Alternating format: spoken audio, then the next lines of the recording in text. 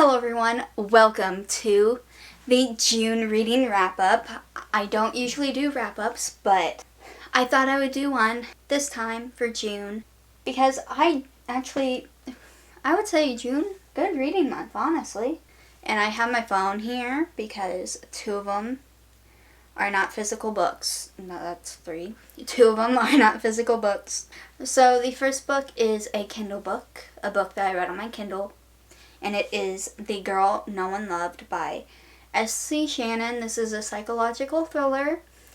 It was pretty good. And then the next one I audiobooked, and it is Love Theoretically by Ellie Hazelwood. And I do want to give this another go, but like reading it with my eyes, because I think the audiobook is what made me not enjoy it as much. I don't know. And now we're going to get into the physical books.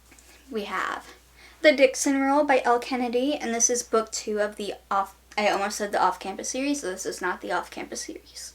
This is a spin-off of the Off-Campus and Briar U series.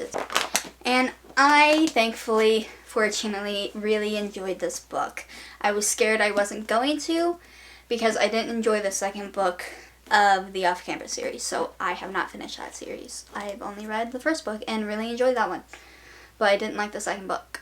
But I really enjoyed this one, so I'm very happy about that. I'm going to bring you a little closer. And then we have The Summer Broken Rules by K.L. Walter. And I enjoyed this so much more than I enjoyed What Happens After Midnight by K.L. Walter, which I did read on the channel. And I definitely did lower my expectations for this book because I was scared I wasn't going to like it. Because I went into What Happens After Midnight with high expectations because I've heard good things about it. And then I was let down by those expectations. So I lowered them for this book and enjoyed this one. But also, I think I like the concept of this one more. Even though both books kind of have like a game, I just enjoyed this one, the game in this one more, and the vibes of this one more. And then we have The Good Part by Sophie Cousins. I read it pretty quickly. I think I read it pretty quickly. I feel like I read it pretty quickly. It's one of those contemporaries with a dash of magic, so I really enjoyed it. And that's the reason I picked this book up. Having that in this book was really enjoyable, and I liked it a lot. And then we have Powerless by Lauren Roberts, and this is book 1 of the trilogy. It's going to be a trilogy. And I rated this 5 stars. Not my first 5-star of the year, but like my first 5-star since Beautiful Night Bane. Oh my goodness. I had a blast with this book. It did start off a little slow, but that's okay. But as soon as it started picking up, I was in it. I was invested. I was consumed. Oh my gosh. The only way I feel like I can describe it is like a fantasy Hunger Games. I have not read those books. I've only watched movies. I do want to read those books. I think on Goodreads I said it's like the Hunger Games, Divergent, and what is it? It's like the Hunger Games, Divergent, and Shadow and Bone had a baby. And, I'm not mad about it. It's got like the elements of each of those things, okay?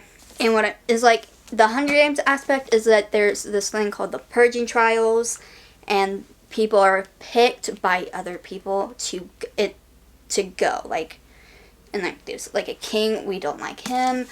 And then the Divergent is kind of like the training aspect. I don't really know how to describe that part, but there were moments that reminded me of Divergent.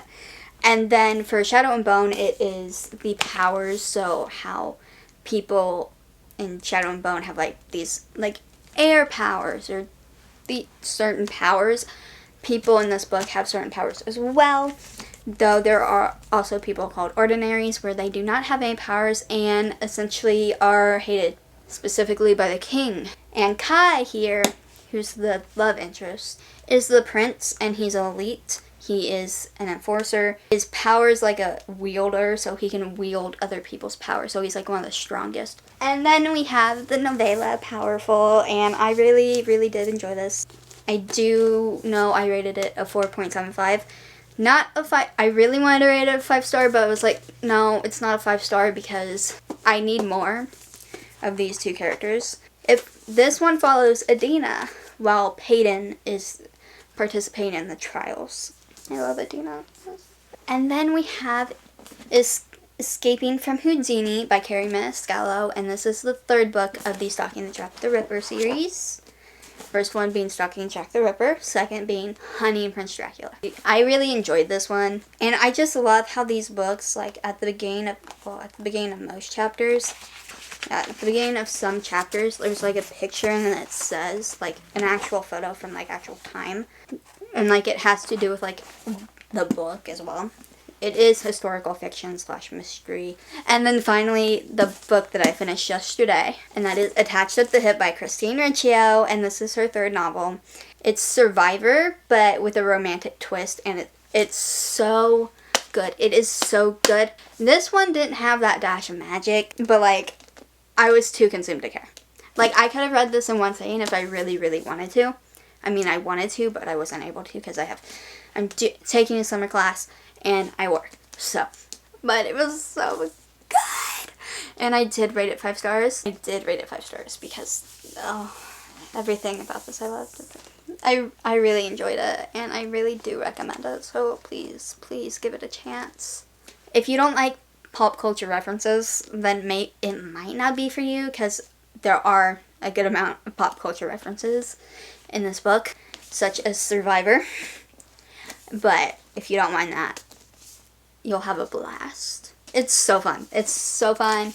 And that is all the books that I read in June. Anyways, thank you so much for watching this video, and let me know your favorite read of June. Bye.